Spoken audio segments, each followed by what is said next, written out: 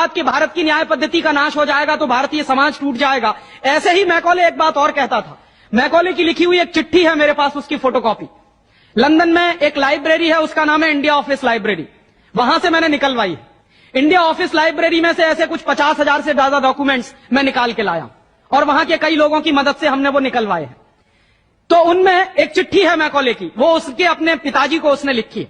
जब वो यहां ऑफिसर बन के आया है तो मैकॉले क्या लिख रहा है कि भारतीय समाज को अगर बर्बाद करना है तो भारतीय न्याय पद्धति बर्बाद करो। तो वो करने के लिए उसने आईपीसी बना दिया, सीआरपीसी बना दिया, सीपीसी बना दिया और बर्बाद हुई।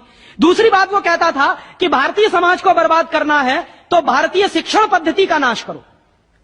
तो मैकॉले कहा करता था कि जो भारतीय शिक्षण पद्धति है, वो खुद मानता था इस बात को, यह दुनिया की सबसे ज्यादा विकसित और सबसे अच्छी पद्धति।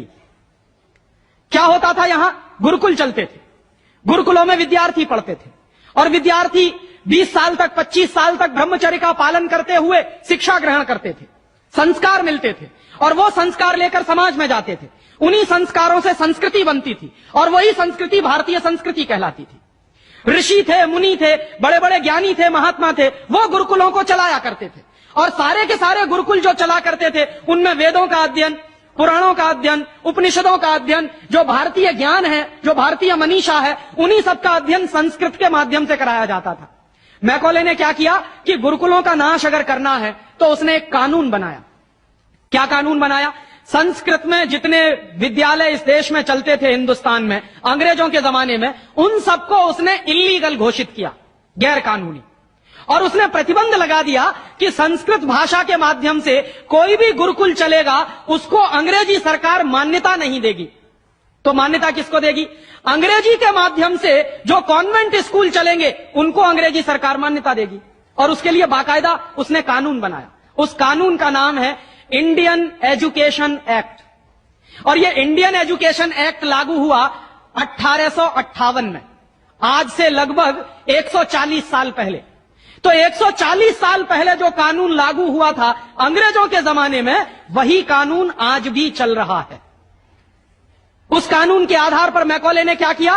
संस्कृत के माध्यम से चलने वाले गुरुकुलों को बर्बाद कर दिया, कानून बना के उनको बंद करा दिया। जो उनमें अध्यापक होते थे, गुरु होते थे, उनको मार पीट कर अंग्रेजी सरकार जेल में बंद करती थी। जो विद्यार्थी अध्ययन के लिए जाते थे उनको रोक दिया जाता था, उनका अध्ययन ना होने पाए उसके लिए समस्याएं खड़ी की जाती थी। और दूसरी तरफ कॉन्वेंट स्कूल चालू कर दिए और उसमें अंग्रेजी के माध्यम से शिक्षण देना शुरू किया।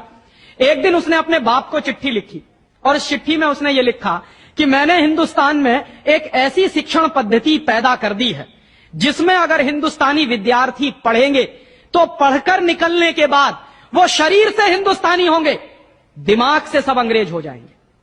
वो देख रहे हैं, अभी देख रहे हैं। तो शरीर से हिंदुस्तानी और दिमाग से अंग्रेज। तो मैकॉले दूसरी बात लिख रहा है उस चिट्ठी में कि जब वो शरीर से हिंदुस्तानी और दिमाग से अंग्रेज हो जाएंगे तो अंग्रेजों के हिसाब से सारे काम करेंगे।